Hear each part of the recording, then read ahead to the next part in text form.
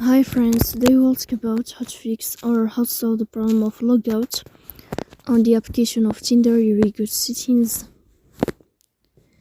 In this page, you will go to apps, default apps, app settings. In this page, you will go to this window here of Tinder and you will click here as you see. Then you will click on first stop and you can click OK. After that, you will enter to the window of storage. Here you will click on clear cache, but pay attention, don't click clear data because that can delete your account. In the end, you can turn off your phone and you can wait a moment to restart your phone again to fix that problem. So please don't forget to support us by like and subscribe.